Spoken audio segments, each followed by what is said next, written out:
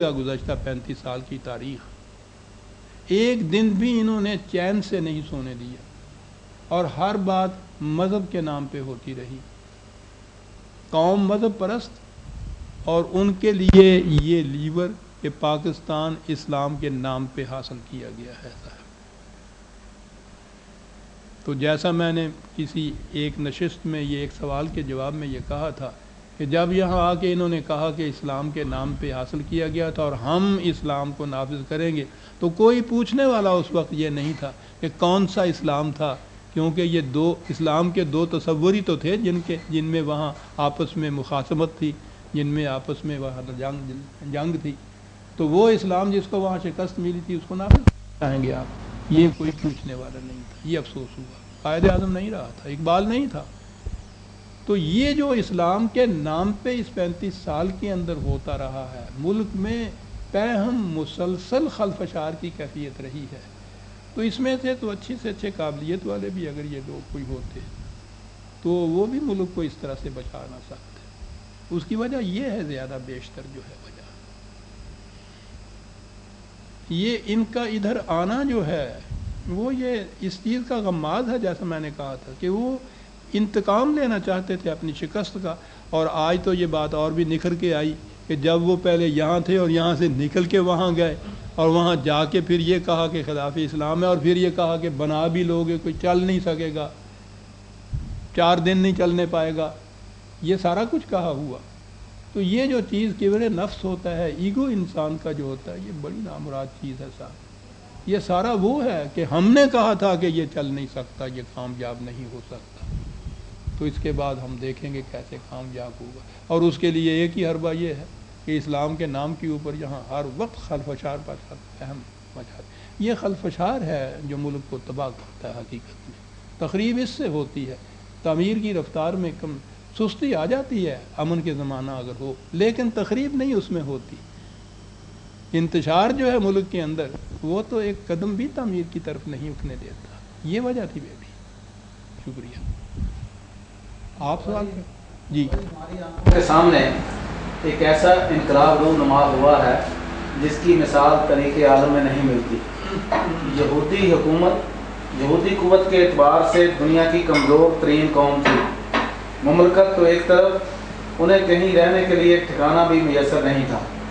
کل کی بات ہے، انہوں نے دوسروں کی زمین کے ایک چھوٹے سے ٹکڑے پر اپنی مملکت قائم کی جس کے ارد گرد مسلمانوں کی بڑی بڑی مملکتیں قائم ہیں. اس چھوٹی سی مملکت نے چند سالوں کے عرصہ میں اس قدر قوت فراہم کر لی ہے کہ مسلمانوں کی تمام مملکتیں اس کے سامنے لرزاں و ترساں نظر آتی ہیں. حال ہی میں انہوں نے فلسطینیوں کے ساتھ جو کچھ کیا ہے اسے روکنے کے لیے کوئی ایک ہاتھ بھی نہیں اٹھ سکا.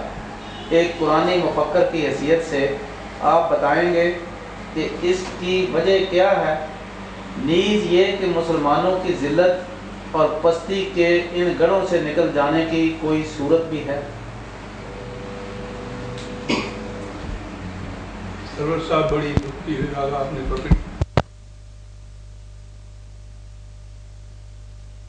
تو کہوں جسے کہا جاتا ہے.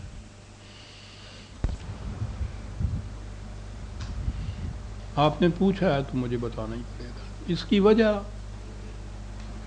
وہ یہ ہے کہ ہم کچھ غلط فہمیوں یا خوش فہمیوں میں مبتلا چلے آ رہے ہیں. اس کی وجہ یہ ہے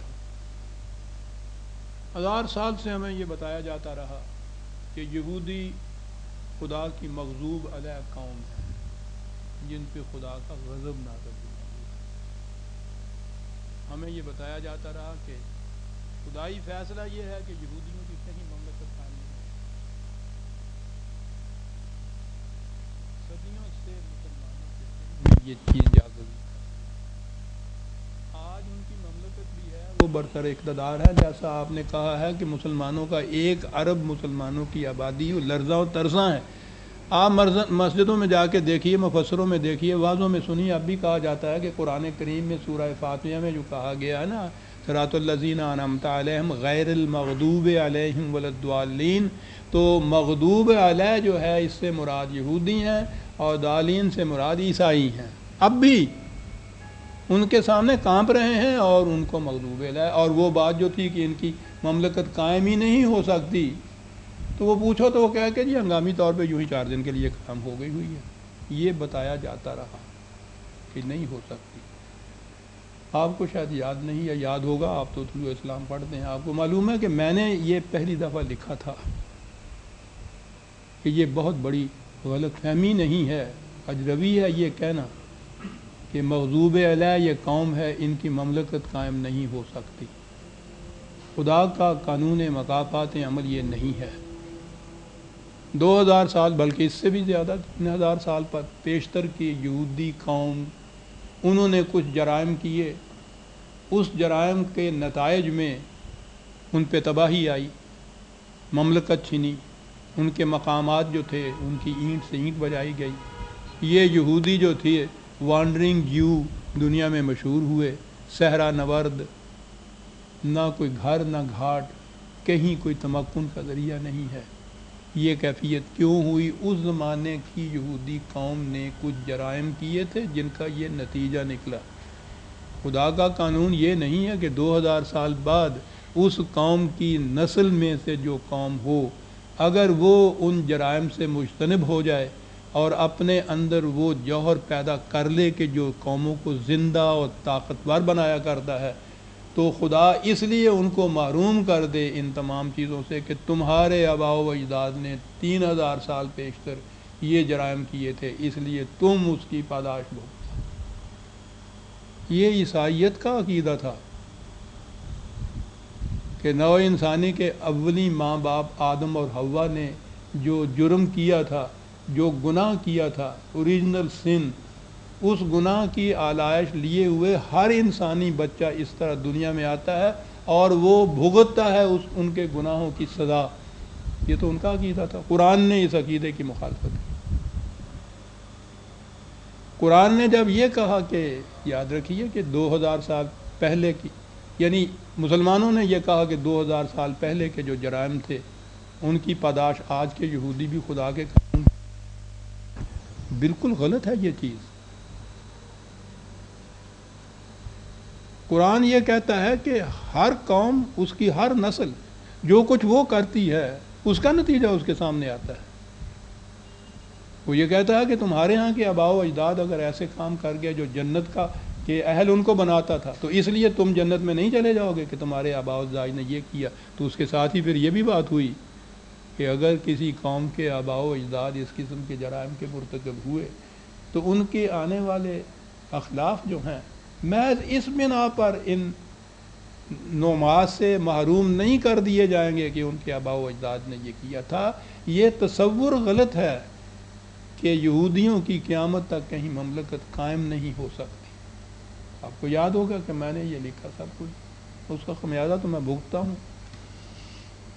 یہ ساری روایات، حدیث یہ کہتی ہیں، تفاسیر یہ کہتی ہیں، اور یہ اجماعی امت ہے اور مسلسل اور متواتر چلا رہا ہے اسلاف کا عقیدہ. یہ کل کی ابھی بات ہے، اور اس کے بعد پھر وہ ایسی مملکت انہوں نے قائم کی ہے جیسا آپ نے فرمایا ہے کہ یہ 90 کروڑ یا 1 ارب کی مسلمان آبادی مراکش سے لے کے انڈونیشیا تک ایک بحر ذخار ہے جو موجیں مار رہا ہے. یہ مسلمانوں کی آبادی، اور ان کے اندر انہی کی سرزمین میں ایک چھوٹے سے ٹکڑے پر انہوں نے ایک حکومت قائم کی، مملکت قائم کی. کل کی بات ہے. اور آج ان کی یہ کیفیت ہے جیسا کہ یہ ہے کہ واقعی کل ہی جو کچھ ہوا ہے اس ہاتھ کو روکنے کے لیے ایک ہاتھ نہیں اٹھا. تو پہلی خوش فہمی یا غلط فہمی تو یہ تھی جو یہودیوں کے متعلق ہمارے ذہنوں کے اندر پسائی گئی کہ ان کی مملکت قائم نہیں ہو سکتی.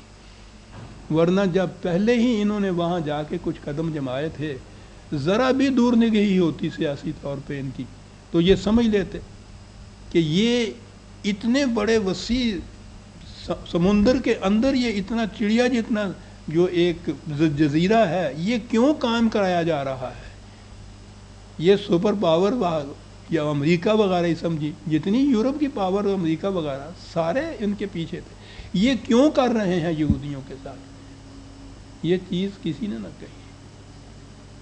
یہ